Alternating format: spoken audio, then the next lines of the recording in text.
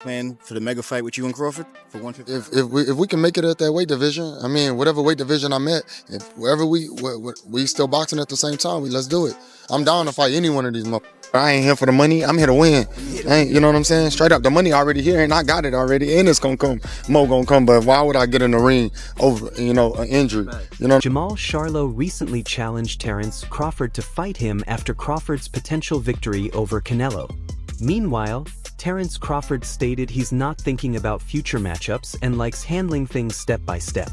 He mentioned that his body feels strong, his condition is solid, and he's ready to face whoever steps up next without overthinking it. How long do you want to be actively fighting? I don't know. It's not something you think about. You just go on fight I by always fight. take one fight at a time. One fight at a time. I feel great. I'm healthy, and like I said, I'm looking forward to having some fun. Additionally, Terence Crawford mentioned that walking away with a perfect 42-0 record would leave him completely satisfied as long as his team agrees with the decision. He pointed out that he's already written his legacy and accomplished his goals, so stepping away would happen entirely on his terms without any regrets or incomplete chapters behind him. If you were to not fight again, you'd be undefeated at 42-0. Would that satisfy you? If that was the decision that I made, my team made, for me to walk away, away from the sport, then of course I'll be, content and happy because that's the decision that I made. I'm not going to make something, that I'm not comfortable with. I had a great career. I've done some tremendous things in the sport of boxing. I made a lot of history. What can I not be proud of if I walked away from the sport right now? I don't have no regrets because everything that I did it my way. So if I was to walk away from the sport right now, I wouldn't have no reason to hold my head down. Meanwhile, another fighter wanting to challenge Terence Crawford is none other than David Benavidez. Terence Crawford acknowledged that David Benavidez is a massive competitor who probably can't drop to 168 pounds anymore and looks like he belongs at 175.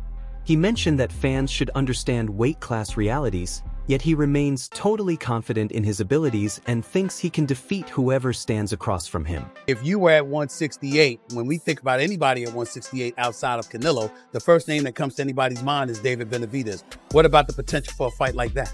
Oh, like I said, man, that's a big dude. You know what I mean? He ain't even at 168. When you look right, not now. It's at 175. Yeah. He probably can't even make 168 though. But when you look at these fights, especially coming up, you gotta be realistic. You gotta, say, all right, how big is this dude really is? Because David Benavidez, he can fight his ass off. But me personally, I believe in my skills and my ability. I can be any. Jose Benavidez Sr., who trains David, claimed that Brian "Bomac" McIntyre, Crawford's trainer, isn't interested in the matchup currently. He clarified that their priority is David's fight on November 22nd in Riyadh, and future discussions will happen afterward. Jose stated they want to create legacy moments by pursuing the biggest opportunities, and if Crawford's camp is genuine, they'd happily accept to deliver what boxing fans desire. You heard Bomac that he does not want Crawford to fight David Benavidez. So right now, I believe that we have a tough fight, man. November 22nd. I don't want to get ahead of my fight, and we're super focused 100% on getting to Riyadh and making that fight happen and keep proving ourselves and show the people who David is. Let's see what happens after that. Like I said, I will tell you though that it will be easy because we'll be fighting. If everything goes well, we'll take a couple of weeks off and the weight will not be a problem because we will already there kind of. So, at the end of the day, it's, my job as a manager is to get them the best fights and train them as a trainer. And, we want to make history, brother.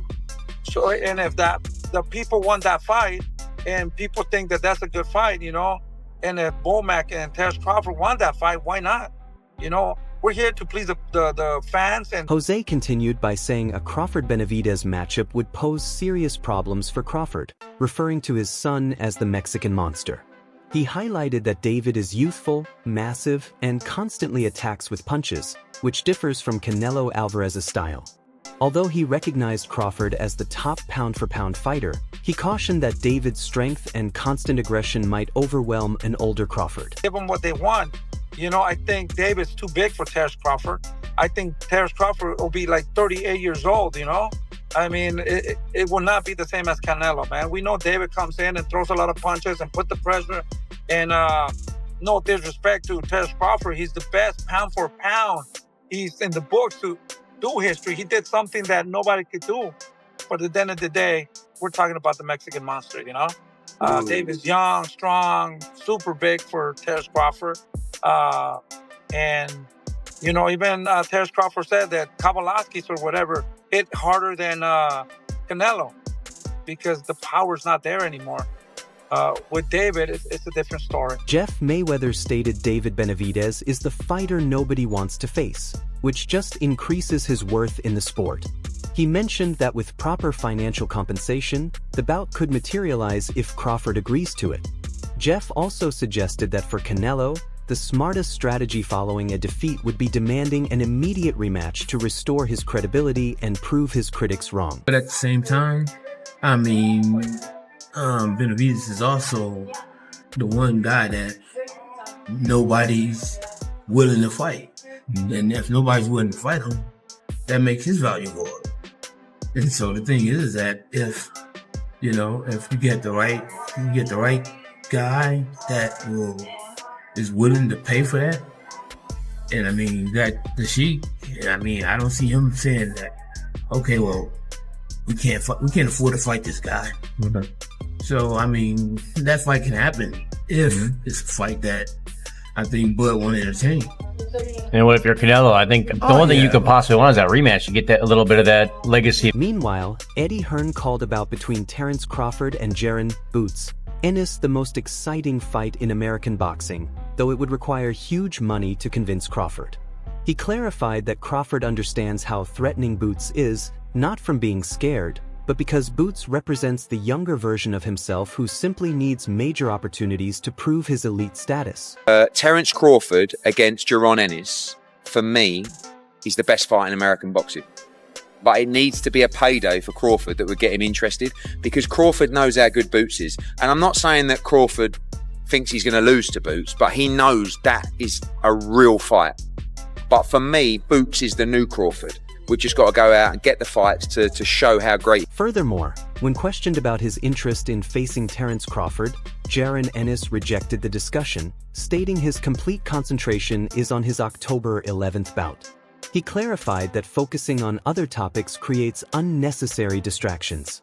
Therefore, he's entirely committed to his immediate challenge and isn't considering outside conversations at this moment. Wanting to fight Crawford, is it still a fight that you have interest in? My main focus right now is October 11th. That's all I'm worried about. October 11th. I ain't worried about no outsiders. You know, I like that. That's how when you don't pay attention to what you got in front of you and you think ahead. That's how things happen. You know, my main focus is October 11th. That's it. That wraps up today's content. So, what's your opinion on this situation? Drop your comments below and remember to subscribe and hit like if you found this entertaining.